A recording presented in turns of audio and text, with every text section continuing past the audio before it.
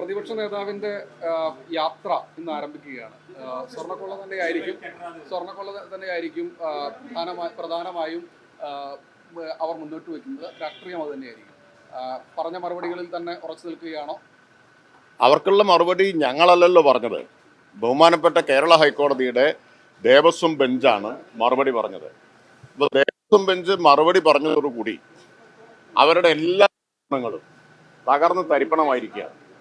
അപ്പുറത്തൊരു ചില്ലുപാത്രം വീണ് ഉടയുന്നത് പോലെ ഉടഞ്ഞു കഴിഞ്ഞിരിക്കുകയാണ്. എന്നിട്ടും അതേ പറയാനുള്ളൂ പറഞ്ഞാൽ ഈ സർക്കാരിനെതിരെ ഒന്നും അവർക്ക് മറ്റൊന്നും പറയാനില്ല എന്നതും സമ്മതിക്കുന്നത് കൂടിയാണ്. ഇപ്പോൾ ഞാൻ കഴിഞ്ഞ ദിവസം അസംബ്ലിയിൽ പറഞ്ഞു, 5 വർഷം പിന്നിട്ടപ്പോൾ ഒരു അവിശ്വാസ പ്രമേയം പോലും കൊണ്ടുവരാൻ പ്രതിപക്ഷത്തിനായില്ല എന്ന് പറഞ്ഞാൽ അവിശ്വാസം രേഖപ്പെടുത്താവുന്ന എന്തെങ്കിലും ഒന്ന് അവതരിപ്പിക്കാനില്ല എന്നുള്ളത് കൊണ്ടാണല്ലോ. ഇപ്പൊ പ്രതിപക്ഷത്തിന് പോലും അവിശ്വാസം രേഖപ്പെടുത്താൻ കഴിയാത്ത ഒരു സർക്കാരാണ് ഈ സർക്കാർ എന്നാണ് കാണിക്കുന്നത്. ജനങ്ങളുടെ വിശ്വാസം അത്രയും ഞങ്ങൾ ആർജിച്ചു എന്നതുകൊണ്ടാണല്ലോ ഒരു അവിശ്വാസ പ്രമേയം പേരിനെങ്കിലും കൊണ്ടുവരാൻ അവർക്ക് കഴിയാതിരുന്നത്.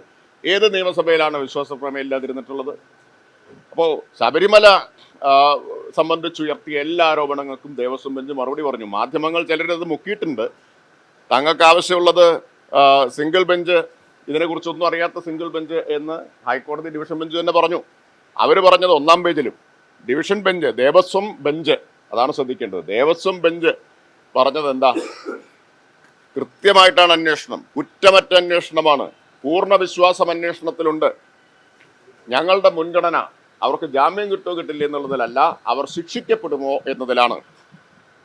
ഇവരാവശ്യപ്പെടുന്നത് പോലെ ധൃതി പിടിച്ച് കുറ്റപത്രം സമർപ്പിച്ചാൽ വിചാരണയിൽ പ്രതികൾ രക്ഷപ്പെട്ടു പോകും, ഒരു പ്രതിയും രക്ഷപ്പെടരുത് എന്നാണ് ഞങ്ങൾ കണക്കാക്കുന്നത് എന്ന് പറഞ്ഞതാരാ?